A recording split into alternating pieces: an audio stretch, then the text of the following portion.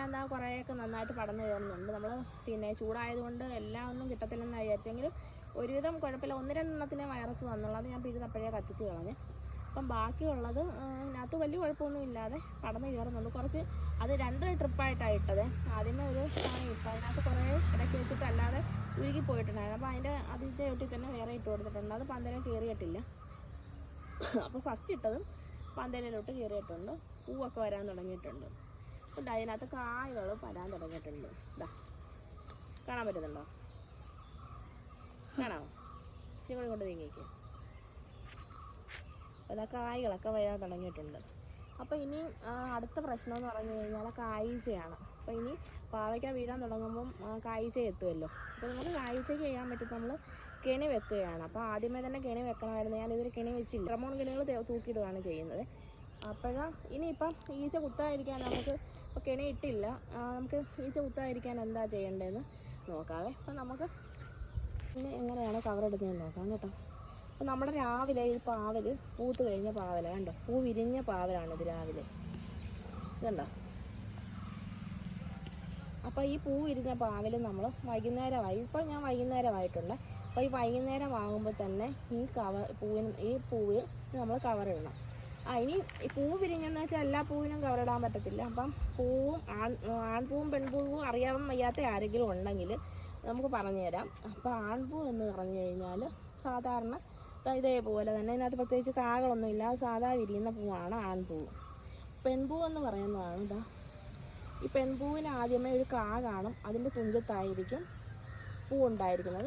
ആൺപൂവും പെൺപൂവും തിരിച്ചറിയുന്നത് ഇങ്ങനെയാണ്. ആദ്യമേ ഒരു കാ കാണും, അതിൻ്റെ തുഞ്ചത്ത് ഒരു പൂവും കാണും. അപ്പം രാവിലെ നമുക്ക് ഈ പൂവിൻ്റെ പരാഗണം നടന്നു കഴിഞ്ഞ് കാണും. അപ്പം വൈകുന്നേരം ആകുമ്പോൾ നമുക്ക് തീർച്ചയായും ഇതിന് കവറിടാൻ പറ്റും. അപ്പം കവറിടുമ്പോൾ നമ്മൾ ശ്രദ്ധിക്കേണ്ട കാര്യം, ഈ കവറിടുമ്പോൾ ഈ ഒരു തണ്ടിനോട് ചേർന്ന് കവറിട്ട് കഴിഞ്ഞാൽ ചിലപ്പോൾ ഈ തണ്ടിന് ക്ഷതം പറ്റിക്കഴിഞ്ഞാൽ ഈ പാവയ്ക്ക വളരത്തില്ല.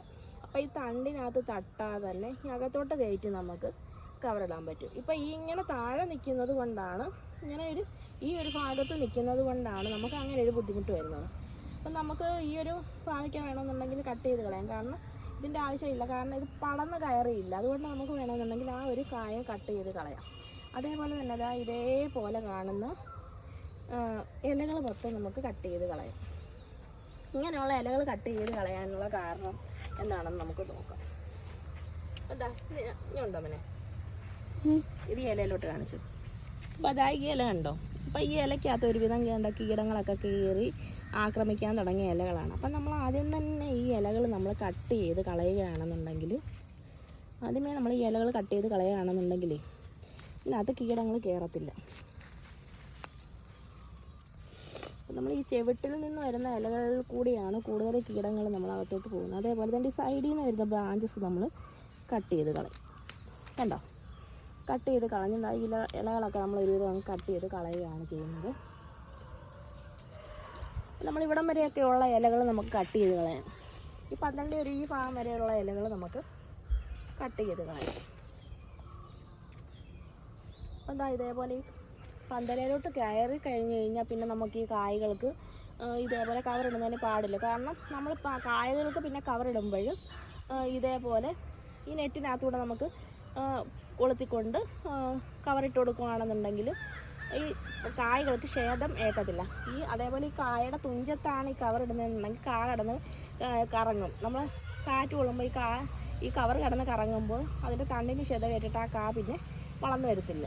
അപ്പോൾ ഇങ്ങനെയാണ് നമ്മൾ പാവലിൻ്റെ കവറിടുന്നത്. അപ്പോൾ ചിലതൊക്കെ നമുക്ക് കവറിടാതെ പാവയ്ക്ക് ഈ കഴിച്ച് ഏതെങ്കിലും കുത്താതെ നിൽക്കുകയാണെങ്കിൽ കിട്ടുന്നത്. ഇത് കണ്ടോ, ഈ കുഞ്ഞൻ പാവയ്ക്കൊക്കെ നമ്മളങ്ങ് കട്ട് ചെയ്ത് കളയുക ചെയ്യുന്നത്. ഇത് വളരും, പക്ഷേ വെറും കുഞ്ഞു പാവയ്ക്കായിട്ടായിരിക്കും വളരുന്നത്.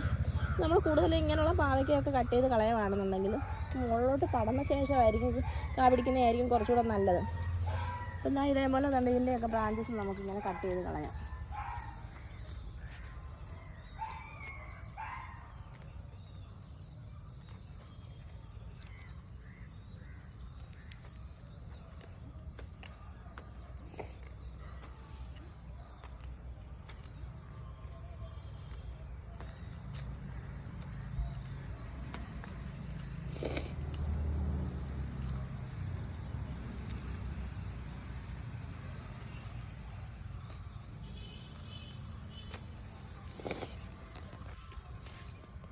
നമ്മൾ കായകളെല്ലാം നമ്മൾ കട്ട് ചെയ്ത് ചെറിയ ചെറിയ ബ്രാഞ്ചസ് നമ്മൾ ഇതേപോലെ കട്ട് ചെയ്ത് കളഞ്ഞു. അപ്പോൾ ഇനി പന്തലിനകത്തോട്ട് കയറിക്കോളും. അപ്പോൾ ഇങ്ങനെയാണ് പാവൽ നമ്മൾ ആദ്യം ഒരു പ്രാരംഭഘട്ടത്തിൽ നമ്മളിങ്ങനെ പാവലിന് ചെയ്ത് കൊടുക്കുന്നത് നല്ലതായിരിക്കും. ഇതിനകത്തുകൊണ്ട് കുറേ ബ്രാഞ്ചസ് നമ്മളതെല്ലാം കട്ട് ചെയ്ത് കളയുകയാണ് ചെയ്യുന്നത്.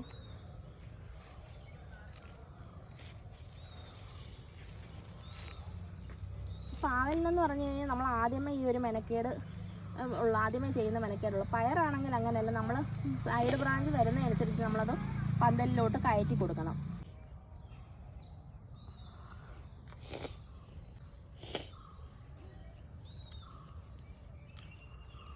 കണ്ടോ, നമ്മൾ ഇത്രയും നമ്മൾ കട്ട് ചെയ്ത് വിട്ടിട്ടുണ്ട് കേട്ടോ. ഇപ്പം തന്നെ നമ്മുടെ അന്തരീക്ഷമൊക്കെ നല്ല ചൂടിലായിട്ടുണ്ട് കേട്ടോ. അപ്പോൾ അതുകൊണ്ട് തന്നെ ഈ ചെടികൾക്ക് നമുക്ക് തന്നെ താങ്ങാൻ പറ്റാത്ത ചൂടിനി വരാൻ പോകും. അപ്പോൾ പിന്നെ ചെടികൾക്കും അതേപോലെ തന്നെ താങ്ങാൻ പറ്റാത്ത ഒരു ചൂടായിരിക്കും ഇനി വരാൻ പോകുന്നത്. അപ്പോൾ അതനുസരിച്ച് നമ്മളിതിന് പൊതയിടുകയാണ് ചെയ്യേണ്ടത്. നമുക്ക് പറ്റുകയാണെന്നുണ്ടെങ്കിൽ കുറച്ച് ചെടികൾ, ഇപ്പം നമ്മളിത് പ്ലാസ്റ്റിക് മൾച്ചിങ്ങിലായതുകൊണ്ട് വലിയ കുഴപ്പം വരാൻ സാധ്യതയില്ല. എങ്കിലും പിന്നെ നമ്മൾ നിലത്തല്ലാതെ നടുന്നതെന്നുണ്ടെങ്കിൽ നമ്മൾ കരിയിലൊക്കെ പൊതയിട്ട് കൊടുത്ത് വെള്ളം 2 നേരമൊക്കെ നനച്ചു കൊടുക്കുന്നത് വളരെ നന്നായിരിക്കും. ഇത് കണ്ടോ, ഇതിനകത്തൊക്കെ 2 സൈഡ് ബ്രാഞ്ചസ് ഇതേപോലെ നമ്മൾ കുറച്ച് കട്ട് ചെയ്ത് കളഞ്ഞായിരുന്നു ബ്രാഞ്ചസ്, പിന്നെയും ഇതേപോലെ വരുന്നുണ്ട്. അപ്പം പിന്നെ നമ്മളത് നിർത്തിയിട്ടുണ്ടാവും കേട്ടോ. അപ്പോൾ ഇലകൾ കട്ട് ചെയ്ത് കളഞ്ഞിട്ടില്ലായിരുന്നേ.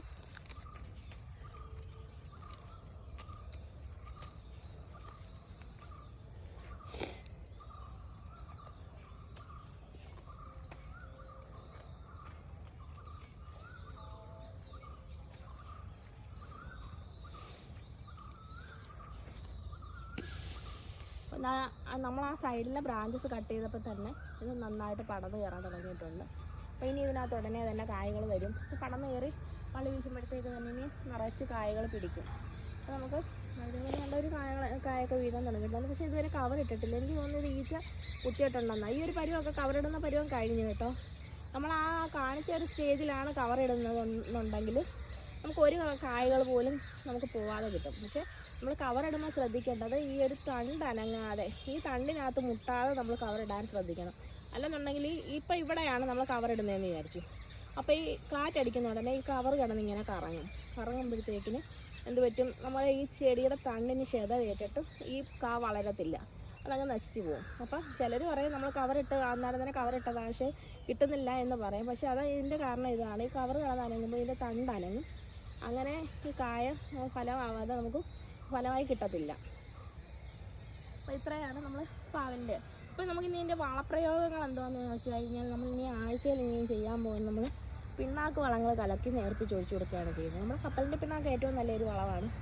കപ്പലിൻ്റെ പിണ്ണാക്കും അതേപോലെ കൊന്നയില പിന്നെ പച്ചച്ചാണകം ഇത്രയും കൂടെ പുളിപ്പിച്ച് കഴിഞ്ഞ് ഒഴിച്ചു കൊടുത്താൽ ഇപ്പോൾ വേനൽക്കാലത്ത് ഏറ്റവും നമ്മുടെ ചെടികൾക്ക് നല്ലത്. അപ്പോൾ നമ്മൾ നേർപ്പിച്ച് പുളിപ്പിച്ച് ഒഴിച്ചു കൊടുക്കുകയാണെന്ന് ആരോഗ്യത്തോടെ വളരും കേട്ടോ.